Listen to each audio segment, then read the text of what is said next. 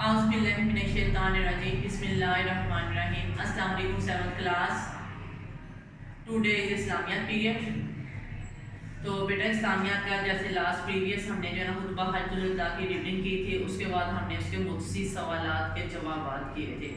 آج ہم تفصیلی جوابات کریں گے، تو اس کے لیے آپ نے اپنا ٹائٹل پیج دیکھ لیں، میں پہلے بنا چکی ہوں۔ آپ نے ایک ہی پیج پہ یہ والا ٹائٹل پیج بنانا ہے، باب صوم سیرت طیبہ صلی اللہ علیہ وآلہ وسلم، سبق نمبر 4 خطبہ حجۃ الوداع۔ اور یہ بیٹا آپ کی پلاننگ ہے، آپ نے اس پہ 2/12/20 آج کی ڈیٹ مارک کر لینی ہے، 15 16 17 اینڈ 18 پیریڈ۔ اوکے چلیں جی، اب آ جاتے ہیں اپنے ٹاپک کی طرف۔ خطبہ حجۃ الوداع، خطبہ کو انگلش میں ایڈریس کہتے ہیں۔ ایڈریس کرنا، کسی سے خطاب کرنا، کسی سے مخاطب ہونا۔ حجۃ الوداع، حج اسلام کا 5واں رکن ہے جو پہ ہر مسلمان جو اس کی استطاعت رکھتا ہے اس پہ واجب ہے۔ حجۃ الوداع، وداعی حج۔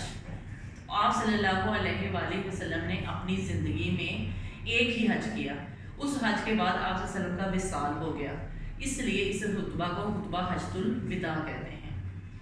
تو آپ صلی اللہ علیہ وآلہ وسلم نے اس خطبہ میں جو ارشادات فرمائے، جو ہم مسلمانوں کے لیے نصیحت کی، وہ سب اس خطبے میں بیان ہے۔ انہوں نے مساوات کا درس دیا، انہوں نے اخوت کا درس دیا، انہوں نے بھائی چارے کا درس دیا، یہ سب کچھ اس خطبہ میں بیان کیا گیا ہے۔ آج ہم اس خطبہ سے ریلیٹڈ ہی سوالات کے جوابات کریں گے۔ یہاں پہ میں نے بورڈ پہ ان کے جو سوالات ہیں وہ لکھے ہیں اور ساتھ اس کی ہیڈنگ لکھی ہے کہ آپ کی پریزنٹیشن اچھی ہو، تو آپ نے سیم ایسے ہی کرنی ہے، اور رہے جوابات اس کی آپ کو پک سینڈ کر دی جائے گی۔ اب دیکھیں سوال نمبر 1 ہے، خطبہ حجۃ الوداع کے پس منظر کو اپنے الفاظ میں تحریر کریں۔ ٹھیک ہے، آپ نے ہیڈنگ دینی ہے پس منظر، اس کے بعد آپ نے اس کا جواب لکھنا ہے، اور پھر یہ سپریٹر لائن جواب کے ختم ہونے کے بعد لگانی ہے۔ اب میں اس کو ایکسپلین کرتی ہوں۔ خطبہ حجۃ الوداع کے پس منظر کو اپنے الفاظ میں بیان کریں۔ فتح مکہ کے بعد آپ صلی اللہ علیہ وسلم نے خانہ کعبہ کو 17 رمضان المبارک 8 ہجری میں بتوں سے پاک کر دیا، لیکن آپ صلی اللہ علیہ وسلم نے ابھی تک حج نہیں کیا تھا۔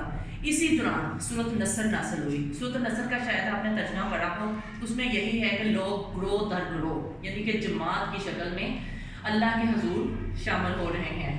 ٹھیک ہے، بس آپ اپنے رب کی تسبیح بیان کرو۔ اسی سے آپ صلی اللہ علیہ وآلہ وسلم کو اشارہ مل گیا کہ اللہ تعالیٰ اپنے گھر کی طرف ہمیں بلا رہا ہے کہ ہمیں اب حج کرنا چاہیے۔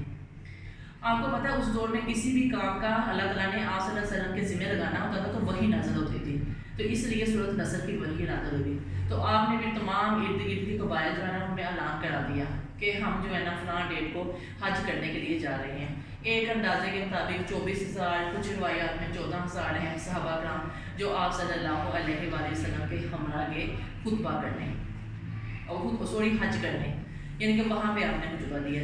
یہ تھا خطبہ حجۃ الوداع کا پس منظر، یعنی کہ اس کے پیچھے کیا وجہ تھی کہ آپ صلی اللہ علیہ وسلم نے حجۃ الوداع کیا۔ تو آپ نے اس کی ہیڈنگ دینی ہے پس منظر، پھر جواب سارا لکھ کے پھر سپریٹر ڈرا کرنا ہے۔ اب آتے ہیں آپ کے دوسرے کوشچن کی طرف۔ بے، عورتوں کے حقوق و فرائض کے بارے میں آپ صلی اللہ علیہ وآلہ وسلم نے خطبہ حجۃ الوداع میں کیا ارشاد فرمایا؟ ہیڈنگ آپ نے دینی ہے عورتوں کے حقوق و فرائض۔ ٹھیک ہے بیٹا، اب میں آپ کو اس کا جواب جو ہے نا تھوڑا بہت ایکسپلین کر دیتے ہیں، وہ آپ دیکھیں۔